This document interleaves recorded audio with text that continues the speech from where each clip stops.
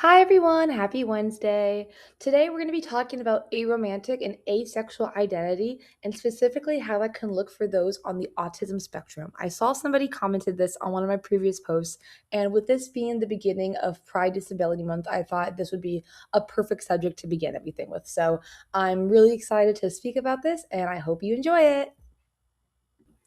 Why this matters. Here's why this deserves its own conversation. First, the language for this is still fairly new, so a lot of people go years without the words for what they feel or don't feel. Second, research actually shows autistic adults are more likely than non autistic peers to identify as asexual or as other when it comes to orientation. Third, and this is important, this is an identity, not a symptom of anything. Lastly, wanting connection doesn't automatically rule this out, and we're going to unpack this last point in a few minutes. We're having a discussion about two separate spectrums. Asexual is about sexual attraction, little to none of it toward other people. That's not the same as arousal, libido, or sexual history. Aromantic is about romantic attraction, that specific pull toward a partner. It's not about your ability to love or connect deeply with people. These are two different spectrums, and you can land anywhere on either one independently. Attraction isn't one dial. Think of it like two separate dials instead of one switch. One dial is romantic attraction. Does a specific person pull at you as a potential partner, or does closeness feel pretty much the same across everyone? The other dial is sexual attraction. Is there a pull towards sex with someone specific or not? You can be high on one dial and low on the other.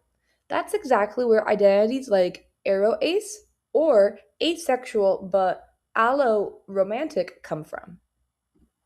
So here's what those combinations can actually look like. Aroace means neither dial is really turned on. Asexual with allo-romantic means the romantic dial works fine, the sexual one doesn't. Aromantic with allosexual is the reverse. Demisexual and demiromantic mean the dial only turns on after a strong bond already exists. And if none of these quite fit yet, still figuring it out is completely a valid place to be. Wanting to want it. This is the part a lot of people relate to most. Wanting a relationship doesn't mean you're not ace or arrow. In fact, research combining thousands of asexual people found that about three-quarters of them still experience romantic attraction. And for autistic adults specifically, differences in reading internal states and social cues can genuinely blur the line between attraction, romance, and behavior. So if this has taken you longer to sort out, that's expected, not a warning sign. Wanting the feeling isn't the same as having it, and that gap is worth naming instead of arguing yourself out of it. So here's a quick side by side of arrow versus arrow ace. Aromantic means the romantic pull is missing, asexual means the sexual pull is missing, arrow ace means both are. But in all three, people can still want a partner, want family, want closeness, just without the specific pull driving it. In this presentation, I also want to clear a few things people assume. No, this isn't about meeting the right person. No, arrow ace people aren't cold or incapable of love. No, this isn't the same as low libido or a medical issue. And no, it doesn't mean you're destined to be alone. Plenty of arrow and ace people build full, connected lives on their own terms. And because saying this out loud is its own skill, here are a few scripts. One for telling a partner, one for answering so you'll never fall in love, one for a dating app match you're pushing for more, and one for telling family. Use these as a starting point and make them your own.